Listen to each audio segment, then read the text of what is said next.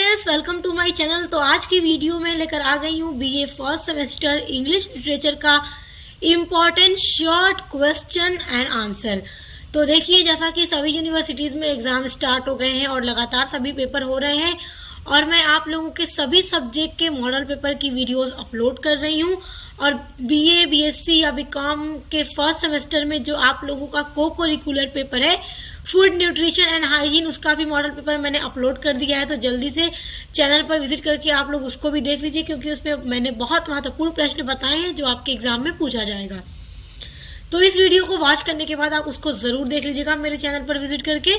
तो देखिए, आज की वीडियो में इंग्लिश लिटरेचर की महासंग्राम क्लास है, जिसमें मैं आपको शॉर्ट क्वेश्चन एंड आंसर बताने वाली हूं जो आपके 2023-24 परीक्षा के लिए बहुत ज़्यादा महत्वपूर्ण है। तो चलिए शुरू करते हैं और देखते हैं। देखिए, आपका पहला क्वेश्चन है डिफाइन प्लॉट। देखिए, प्लॉट क्या है, ये बहुत इंपॉर्टेंट क्वेश्चन है और अक्सर ये शॉर्ट में पूछता है। वैसे तो आपकी जो इंग्लिश लिटरेचर की यूनिट है 1 से लेकर 8 तक की, तो सारी यूनिट्स मैंने कंप्लीट करवा दी है और कोई भी टॉपिक ऐसा नहीं है कि छूटा हो, उसकी भी प्लेलिस्ट मैंने बना दी है। तो चलिए देखिए, प्लॉट क्या है। The plot of a story और play is the series of events that unfolds from start to end. जो प्लॉट होता है, प्लॉट मतलब कथानक, प्लॉट किसी भी स्टोरी या प्ले यानी नाटक की का सीरीज यानी घटनाओं की, इवेंट्स मतलब घटनाओं की सीरीज मतलब श्रृंखला होती है जो क्या करती है कि स्टार्ट से लेकर, जब भी कोई स्टोरी आप पढ़ना शुरू करते हैं तो स्टोरी किसी तरह शुरू तो होती है ना, और जब जिस तरह से स्टोरी शुरू होती है धीरे धीरे आगे बढ़ती है और एंड तक चली जाती है, तो वो क्या होता है, वो स्टोरी का प्लॉट होता है। प्लॉट को हम कह सकते हैं सीक्वेंस ऑफ इंसिडेंट।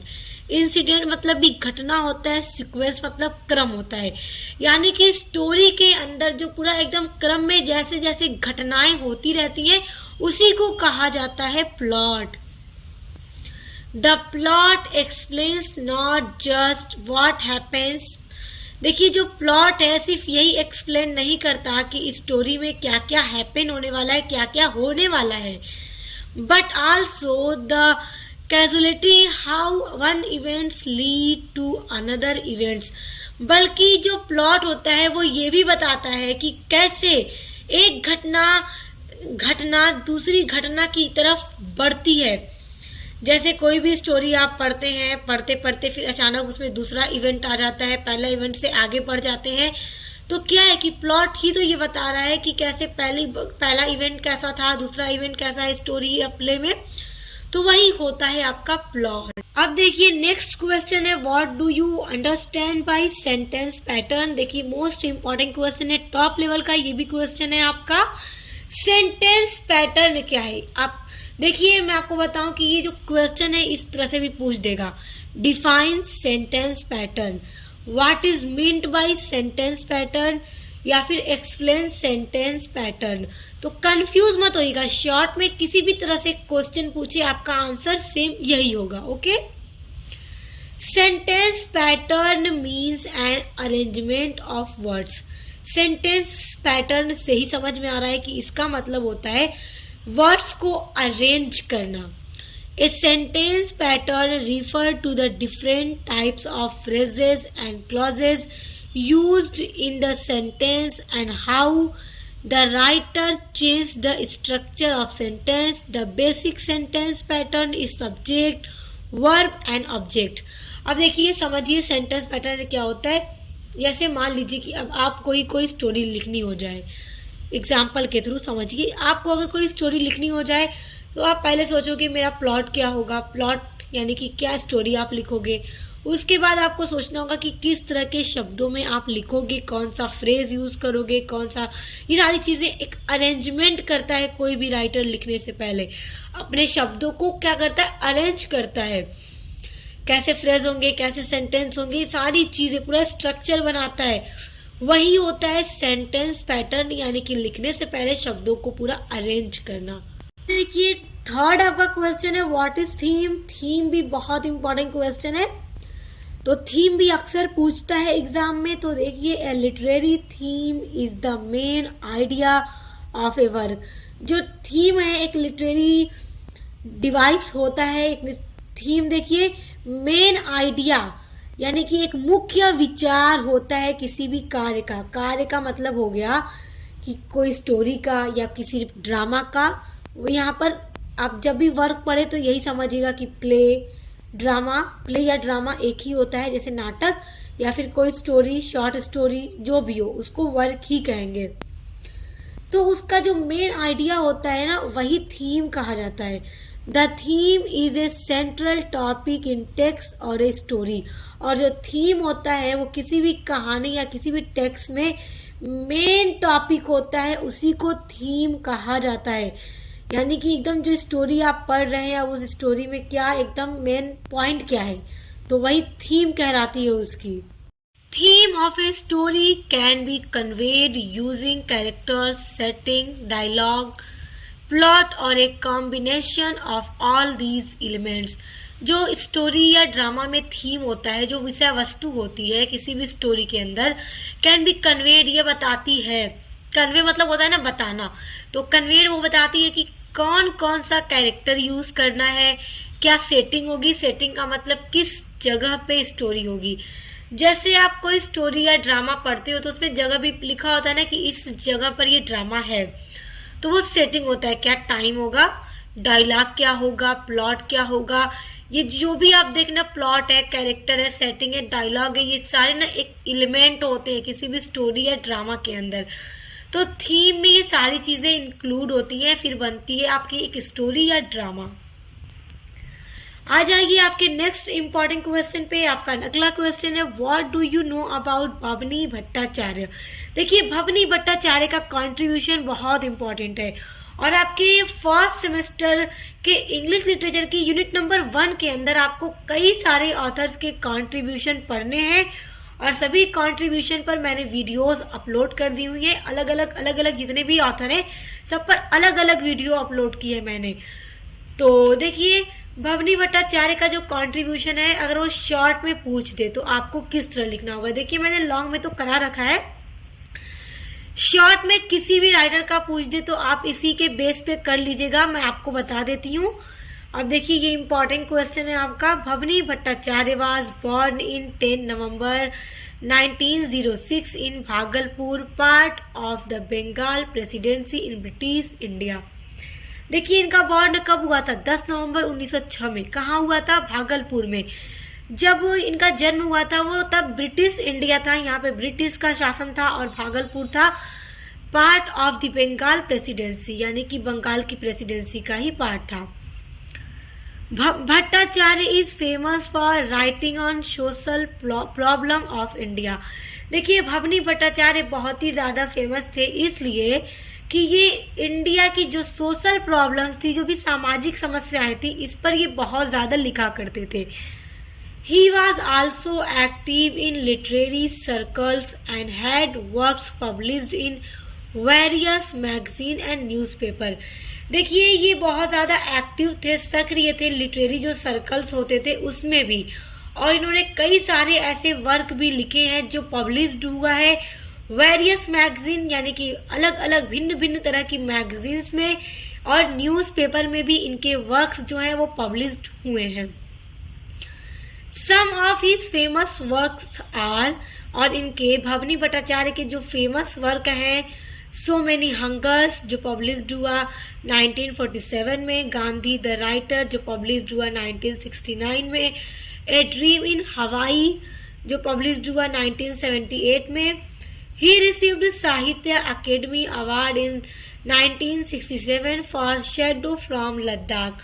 और भवनी भट्टाचार्य को साहित्य अकेडमी के अवार्ड भी दिया गया था। कब? 1967 में। इनके किस वर्क पे दिया गया था? शैडो फ्रॉम लद्दाख पर दिया गया था। तो देखिए, शॉर्ट में कंट्रीब्यूशन पूछेगा तो आपको बस इसी तरह से लिखना होगा, क्योंकि 50 शब्दों में ही पूछता है। तो इसके अलावा अगर किसी भी अदर राइटर का कंट्रीब्यूशन पूछ दे, तो मैंने सभी राइटर का कंट्रीब्यूशन करा दिया है, तो आप उनमें से ये जो मेन पॉइंट है, उनका बर्न कहाँ हुआ, इनके जो मेजर वर्क्स हैं और इनको कौन से अवार्ड मिले किसी भी राइटर के, इतना आप लोग एकदम पक्का लर्न कर रहिएगा, ताकि शॉर्ट में पूछे तो आप इजीली उसको लिख लें। अगला क्वेश्चन है व्हाट इज फॉलिंग एक्शन। देखिए फॉलिंग एक्शन जो है ना ये प्लॉट का ही एक टाइप है। जो स्टोरी के अंदर प्लॉट होता है ना, प्लॉट में ही आपका आ जाता है falling action. Falling action occurs immediately after that big climax. ये देखिए क्लाइमैक्स है CLIMAX towards resolution instead of escalation. देखो फॉलिंग एक्शन तब घटित होता है, अकर्स मतलब घटित होना। किसी भी स्टोरी या ड्रामा में फॉलिंग एक्शन तब घटित होता है, यानी एकदम अचानक घटित होता है जब कोई भी बिग क्लाइमेक्स खत्म होता है तब। जैसे कि एंटागोनिस्ट और प्रोटागोनिस्ट, यानी जो हीरो होता है स्टोरी के अंदर या फिर जो विलेन होता है स्टोरी के अंदर, दोनों के बीच में कॉन्फ्लिक्ट्स होता है और फिर जब उसमें विलेन हार जाता है और प्रोटागोनिस्ट की जीत हो जाती है, एंटागोनिस्ट हार जाता है, तब क्या होता है कि स्टोरी फॉलिंग एक्शन की तरफ बढ़ती है। देखो क्लाइमेक्स टुवर्ड्स रिजोल्यूशन, आगे बढ़ती है, रिजोल्यूशन मतलब अंत की तरफ, इंस्टीड मतलब बजाय, ऑफ एस्केलेशन मतलब वृद्धि के। यानी कि फॉलिंग एक्शन तब होता है जब स्टोरी अब खत्म होने वाली रहती है, यानी कि अब स्टोरी का एंड चल रहा है, यानी कि एकदम अंत वाला पड़ाव चल रहा है फॉलिंग एक्शन। उसके बाद स्टोरी का रिजोल्यूशन हो जाता है और स्टोरी मूवी जो भी है खत्म हो जाती है, वही होता है आपका फॉलिंग एक्शन। नेक्स्ट क्वेश्चन है why power point presentation is important for students. ये बहुत इंपॉर्टेंट क्वेश्चन है और अक्सर पूछता है। और पावर पॉइंट प्रेजेंटेशन आपके यूनिट नंबर 8 में है और पूरा डिटेल में मैंने इस पर वीडियो अपलोड भी की है, तो आप लोग पढ़ लीजिएगा। देखिए power point presentation have many different purpose. देखिए जो पावर पॉइंट प्रेजेंट है उसको यूज करने के कई सारे पर्पज हैं, जैसे कि इसको बिजनेसमैन भी यूज करते हैं, बड़ी बड़ी ऑफिस में जो भी बड़ा बड़ा बिजनेस होता है उसमें भी पावर पॉइंट प्रेजेंटेशन का बहुत बड़ा रोल होता है। लेकिन स्टूडेंट्स के लिए ये किस तरह से इम्पोर्टेंट है ये आपका क्वेश्चन पूछ रहा है, तो इसलिए देखिए but in the classroom their main purpose is to help direct and lesson और लेक्चर। देखो क्लासरूम में स्टूडेंट्स के लिए ये बहुत ही ज़्यादा हेल्पफुल होता है, क्योंकि जो इसका मेन उद्देश्य होता है कि जो डायरेक्ट हेल्प करता है किसी भी लेसन और लेक्चर को समझने में, while also giving students the opportunity to follow along better understand the material। यहाँ तक कि पावर पॉइंट प्रेजेंटेशन छात्रों को यह भी अपॉर्चुनिटी देता है, अपॉर्चुनिटी मतलब होता है अवसर देता है, to follow along better understand the material. उनके लेक्चर में या उनके लेसन में जो भी मटेरियल है, जो भी सामग्री उनको पढ़नी है, जो भी टॉपिक वो पढ़ रहे हैं, उनको ईजिली समझाने के लिए वहाँ पे पावर पॉइंट प्रेजेंटेशन का यूज़ किया जाता है। जैसे कॉलेजेस में, यूनिवर्सिटीज़ में इसका यूज़ होता है ताकि ईजिली स्टूडेंट्स अपना जो भी टॉपिक है उसको आसानी से समझ जाए। नेक्स्ट क्वेश्चन है डिफाइन द टर्म डिक्शन। देखो डिक्शन भी इम्पॉर्टेंट है और ये एक प्रोज डिवाइस है। Diction is a literary device, ये एक लिटरेरी डिवाइस है। That's the choice of words और स्टाइल। और ये क्यों यूज होती है? चुनने के लिए शब्दों और शैली को, used by writer in order to convey their message. यानी कि राइटर जब भी कोई स्टोरी लिखना चाहता है तो लिखने से पहले वो डिक्शन का मतलब शब्दों का चयन करना, लिखने से पहले अपने शब्दों को चूज करता है कि क्या उसकी शैली होगी, क्या उसके शब्द होंगे अपनी स्टोरी के अंदर, जिससे फिर उनका यूज करके वो लिखता है और जो भी उसके स्टोरी के मैसेज होते हैं वो और आसानी से अपने रीडर्स को समझाता है। इन लिटरेचर, साहित्य में, the words use by an author can help establish A distinct voice and style. और लिटरेचर में राइटर्स के द्वारा जैसे कि डिस्टिंक्ट मतलब होता है विशिष्ट वॉइस, आवाज या शैली को बनाने के लिए डिक्शन का यूज किया जाता है। तो बहुत इंपॉर्टेंट क्वेश्चन है, सभी को एकदम याद कर लीजिए, ये सारे प्रश्न आपके एग्जाम में पूछेंगे। नेक्स्ट क्वेश्चन है give the contribution of Rabindranath Tagore in Indian English literature. Indian English literature में रविन्द्रनाथ टैगोर का कंट्रीब्यूशन अक्सर एग्जाम में पूछ देता है, बहुत इंपॉर्टेंट कंट्रीब्यूशन है रविन्द्रनाथ टैगोर का। तो देखिए Rabindranath Tagore was born on 7 May 1861 in Calcutta, now Kolkata. Rabindranath Tagore का जो जन्म हुआ था वो 7 मई 1861 को कोलकाता में हुआ था। Rabindranath Tagore was poet, philosopher, musician painter. देखो रविन्द्रनाथ टैगोर जो थे वो पोएट भी थे यानी कवि थे, फिलोसफर यानी दार्शनिक थे, म्यूजिशियन यानी संगीतकार भी थे, पेंटर यानी ये पेंटिंग यानी चित्रकारी भी करते थे, और इसके अलावा देखिए ये प्ले राइट थे यानी कि प्ले को भी लिखा करते थे, एंड प्ले राइट यानी कि प्ले को भी लिखा करते थे। Tagore wrote not only poem, Tagore ने सिर्फ कविताओं को ही नहीं लिखा है but also short stories, drama, novels and essays, बल्कि उन्होंने इस पोएम के अलावा शॉर्ट स्टोरीज भी लिखी हैं जिनको लघु कथा बोलते हैं हिंदी में, ड्रामा यानी नाटक लिखे हैं, नॉवेल्स लिखे हैं और एस्से भी इन्होंने लिखे हैं। His famous major works are Valmiki Pratibha. देखिए ये सब उनकी पब्लिश्ड डेट है तो याद रखिएगा, क्योंकि एग्जाम में जब कंट्रीब्यूशन पूछेगा किसी भी राइटर का तो आप उनका वर्क लिखकर वहाँ ब्रैकेट में इनकी पब्लिश्ड डेट जरूर लिखिएगा कि कब कब उनका वर्क पब्लिश्ड हुआ था। देखिए दूसरा है गोरा जो पब्लिश्ड हुआ 1910 में। उसके बाद गीतांजलि, गीतांजलि रविन्द्रनाथ टैगोर का बहुत ही फेमस वर्क था जिस पर उनको नोबेल प्राइज भी मिला था। देखिए उन्होंने 1912 में इसको लिखा था। उसके अलावा Chitra, the post office etcetera, देखिए सारे इनके फेमस मेजर वर्क्स हैं। He was awarded the famous world Nobel prize for his famous literature work Gitanjali in 1913। देखो इनको ना नोबेल प्राइज मिला था इनके फेमस वर्क गीतांजलि पर 1913 ईस्वी में। और रविन्द्रनाथ टैगोर भारत के पहले ऐसे व्यक्ति थे जिनको नोबेल प्राइज से सम्मानित किया गया था, और साथ ही साथ ये एशिया के भी पहले ऐसे व्यक्ति थे जिनको नोबेल प्राइज दिया गया था। तो याद रखिएगा, कभी कभी जीके वाले कंपटीशन में ये सारे प्रश्न आ जाते हैं। The British crown awarded him knighthood. देखिए जब उस टाइम ब्रिटिश क्राउन था यानी ब्रिटिश का शासन था हमारे इंडिया में, तो ब्रिटिश शासन ने रविन्द्रनाथ टैगोर को नाइटहुड की उपाधि से सम्मानित किया था, but he return the knighthood after the Jallianwala मैसाकर।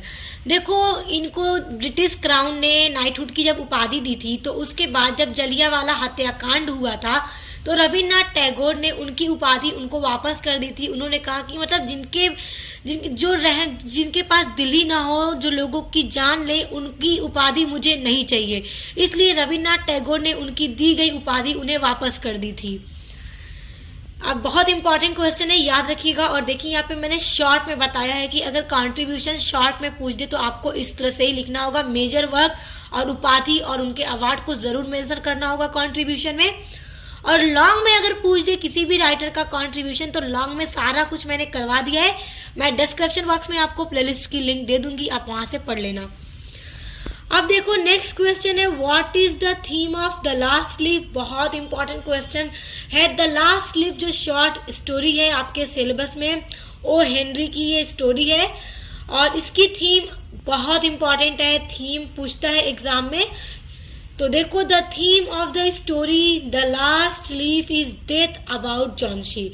देखो द लास्ट लीफ जो स्टोरी है उसका जो मेन थीम है ये है कि झांसी की डेथ के बारे में, उसकी मृत्यु के बारे में, क्योंकि उसे न्यूमोनिया हो गया था और उसे लगता था कि जैसे ही पेड़ का आखिरी पत्ता गिरेगा वो मर जाएगी।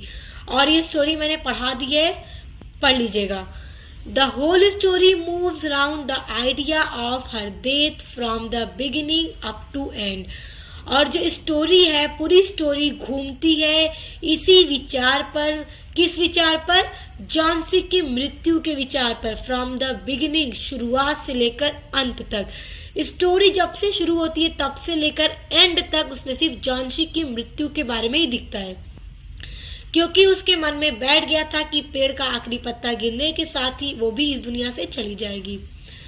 देयर इज सस्पेंस, यहाँ पे बहुत ज्यादा सस्पेंस है रीडर्स के लिए, क्योंकि रीडर एक्साइटेड होते हैं कि आखिर आगे क्या होगा, और आगे ऐसी एंडिंग होती है कि पढ़कर रीडर भी शॉक्ड हो जाते हैं। How the life of Jhansi is saved by the painted leaf. और यहाँ पे ये सस्पेंस होता है रीडर्स के लिए कि कैसे झांसी के जीवन को सिर्फ एक ऐसे पत्ती के द्वारा बचा लिया गया जो सिर्फ असल में पत्ती नहीं थी, सिर्फ एक चित्रकारी थी जिसको दीवार पे बनाया गया था। और किसने बनाया था? बेहरमैन ने बनाया था, जो 60 साल का बूढ़ा आदमी था। विच इज नॉट रियल, जो पत्ती रियल नहीं थी, सिर्फ एक ड्राइंग थी। In the end of story, और स्टोरी के एंड में वी सा हमने देखा sacrifice as the theme of story. Sacrifice मतलब त्याग देना, यही स्टोरी की मेन थीम के रूप में हम लोगों ने एंड में देखा कि स्टोरी का मेन थीम ये भी हो गया कि सैक्रिफाइस, यानी कि बेहरमैन ने अपने जीवन को त्याग दिया झांसी की लाइफ को बचाने के लिए। तो स्टोरी आप लोग पढ़ लीजिएगा, आपको पूरा डिटेल में पता चल जाएगा कि कैसे क्या हुआ कि बेहरमैन ने एक पत्ता बनाया और खुद मर गया, लेकिन झांसी एकदम अच्छी हो गई। तो जब आपसे लास्ट लीफ का थीम पूछेगा तो आपको यही लिखना होगा।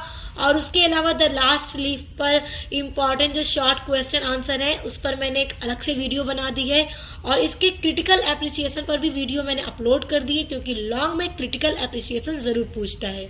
अब देखिए नेक्स्ट क्वेश्चन है, who is Nambi in under the banyan tree. देखो अंडर द बनियान ट्री एक शॉर्ट स्टोरी है, आप लोगों के सिलेबस में R.K. नारायण की ये शॉर्ट स्टोरी है। तो पूछिएगा क्वेश्चन एग्जाम में कि नाम्बी कौन है इस स्टोरी के अंदर। तो नाम्बी कौन है, स्टोरी मैंने पढ़ाई है, आपको नहीं पता तो पूरी पढ़ लीजिएगा, क्योंकि स्टोरी पढ़े रहेंगे तभी शॉर्ट क्वेश्चन आंसर आप कर पाएंगे। वैसे तो इस पे जो शॉर्ट क्वेश्चन आंसर है इम्पॉर्टेंट, तो मैंने अलग से वीडियो अपलोड कर दी है, तो आप लोग देख लीजिएगा। लिंक मैं आपको डिस्क्रिप्शन बॉक्स में दे दूंगी। मैं 2 प्लेलिस्ट की लिंक दे दूंगी, वहां से आप लोग पढ़ लेंगे तो आपका इंग्लिश लिटरेचर का जो एग्जाम है वो 80 to 90% पूरा अच्छे से तैयार हो जाएगा। देखिए Nambi is main character in the story under the banyan tree. Under the banyan tree story में जो नाम्बी है वो एकदम मेन कैरेक्टर है। He is an old man of indeterminate age. देखो ये एक बूढ़ा आदमी है, ऑफ डिटरमिनेट एज का मतलब होता है कि अनिश्चित आयु, यानी कि इसकी उम्र इतनी ज्यादा है कि किसी को भी नहीं पता है। दरअसल गांव के कोई भी लोग इसकी जो सही उम्र है वो कोई नहीं जानता है, ये बहुत बूढ़ा था। Nambi is a story teller. देखो टेलर है यहाँ पे TELLER है, तो नाम्बी एक स्टोरी टेलर है इस स्टोरी में। हु टेल्स जो सुनाता है stories to people of village under the banyan tree, और ये पूरे गांव के लोगों को अंडर द बनियान ट्री यानी कि बरगद के पेड़ के नीचे बैठकर पूरे गांव वाले को स्टोरी सुनाया करता है। और फिर एंड में क्या होता है कि ये स्टोरी सुनाना बंद कर देता है। तो क्यों बंद कर देता है उस पर भी क्वेश्चन पूछ देता है। तो इस पर जो एक सेपरेट वीडियो मैंने अपलोड की है अंडर द बनियान ट्री पर, तो आप उसको देख लीजिएगा, उसमें आपको क्वेश्चन मिल जाएगा। नेक्स्ट क्वेश्चन है explain the title of the short story the लेमेंट।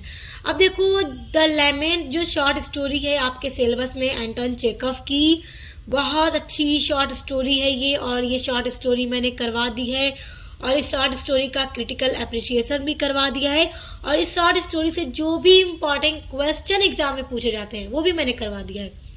तो सब कुछ मैंने करवा दिया है।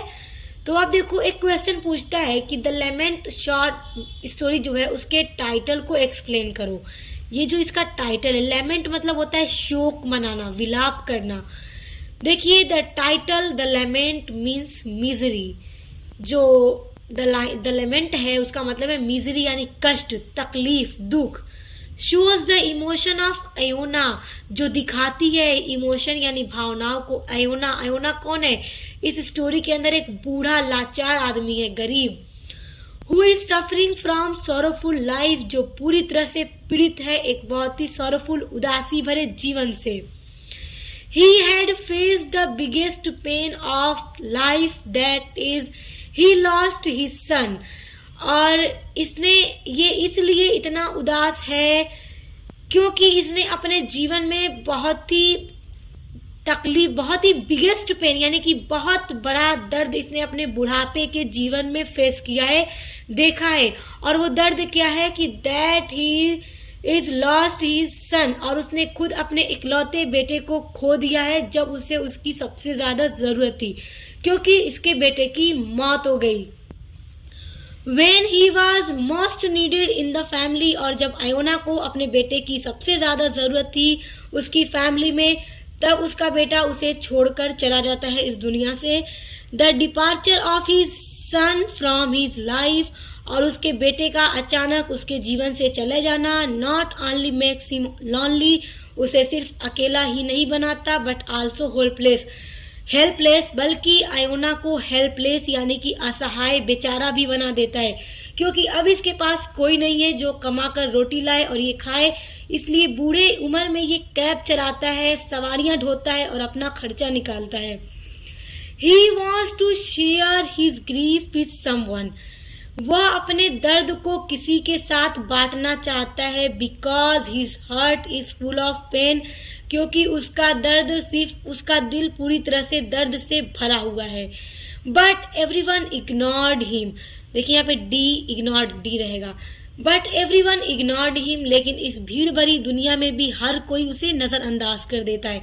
उसके दिल का दर्द कोई भी नहीं सुनता है। तो फिर एंड में आयोना क्या करता है, देखो द टाइटल जब पूछेगा द लेमेंट का तो बस आपने इतना ही आंसर लिखना है शॉर्ट में। और उसके अलावा एक क्वेश्चन पूछता है कि आयोना के लिए उसका घोड़ा किस तरह से उसके लिए सच्चा दोस्त साबित हुआ। तो जैसा कि आयोना को कोई नहीं मिलता है अपना दर्द सुनाने के लिए, तो वो अपने घोड़े को ही अपना सारा दर्द सुनाकर अपने दिल का बोझ हल्का कर लेता है। तो उस पर भी मैंने वीडियो अपलोड की है, उस क्वेश्चन का आंसर भी आपको मिल जाएगा। तो आज की वीडियो में बस इतने ही क्वेश्चन और बहुत इंपॉर्टेंट ये सभी क्वेश्चन है, आप इनको अच्छे से तैयार कर लो। यहाँ से आपके एग्जाम में क्वेश्चन आएंगे ही